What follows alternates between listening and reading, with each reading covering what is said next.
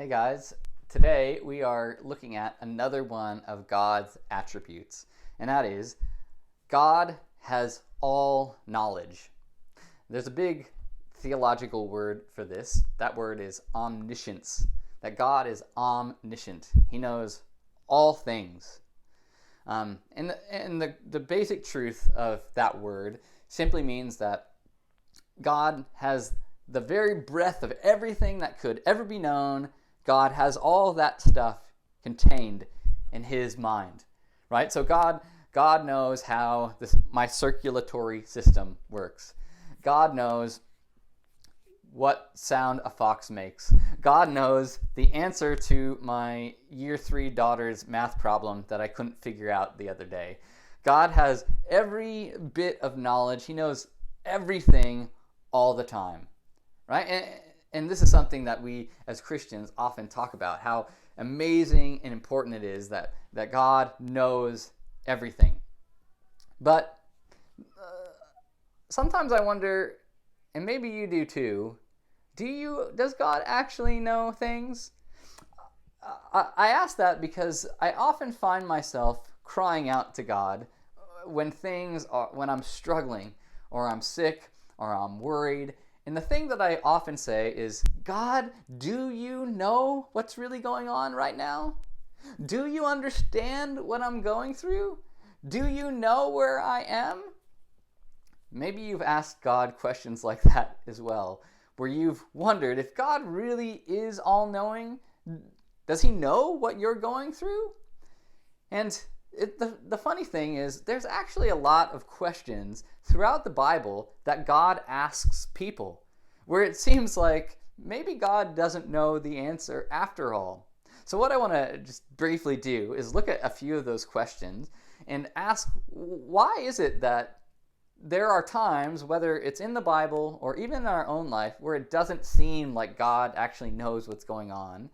And what do we do with that? How do we make sense of that, and what does that mean for us to live in that knowledge?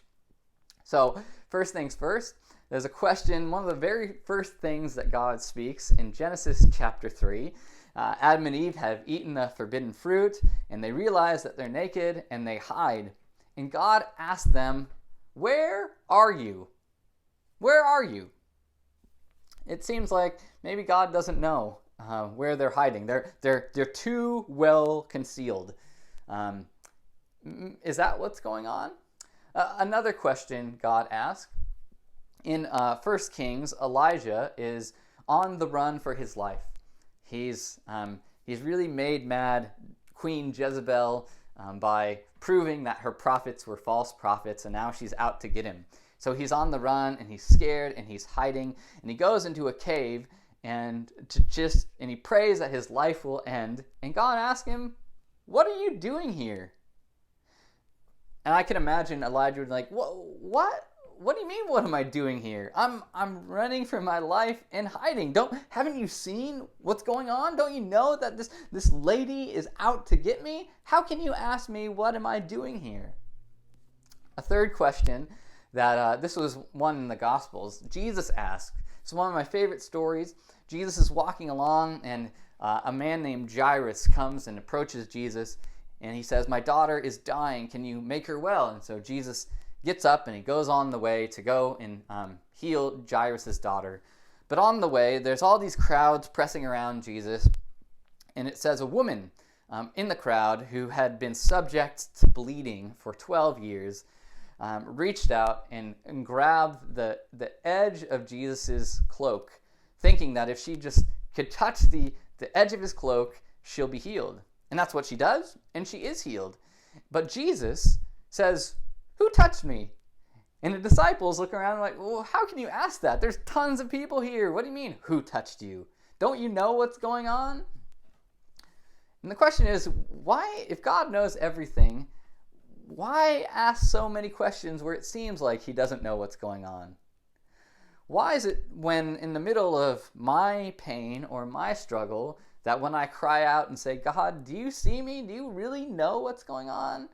It sometimes feels that God doesn't. So what do we do with that?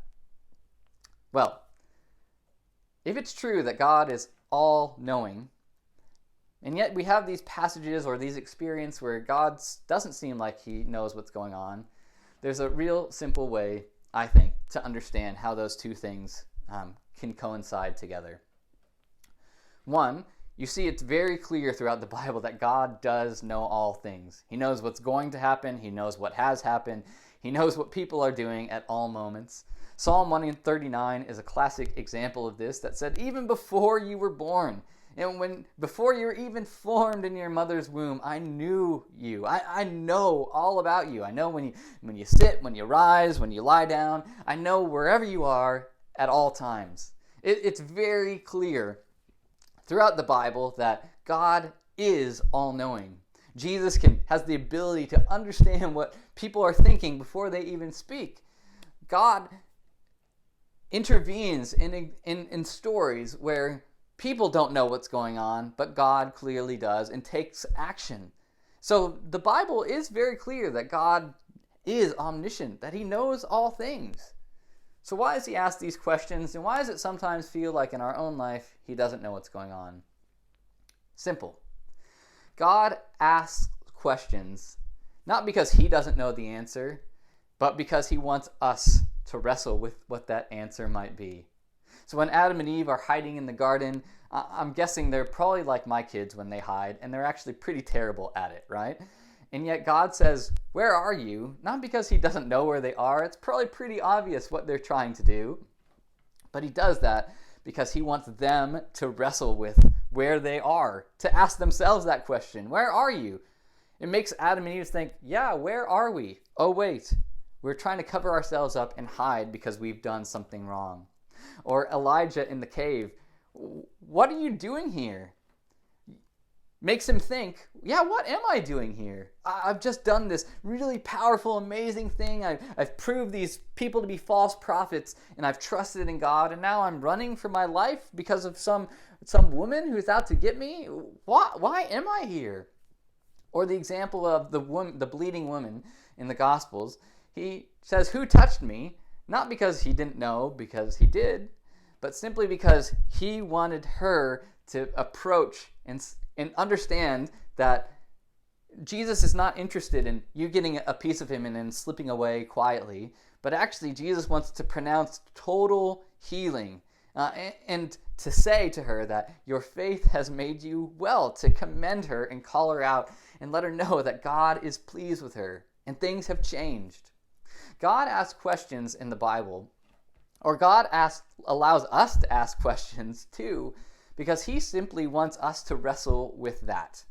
To know that, yeah, he knows all things at all times. He knows exactly what's going on. When we're struggling, when we're in pain, those things are not hidden from him.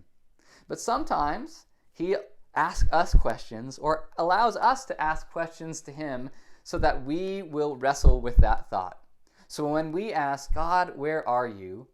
That process should allow us, knowing that God knows all things, to actually say, maybe if God is there and he does know, maybe I need to see where God is in the middle of my pain and stress. I think that's one of the most comforting things about God.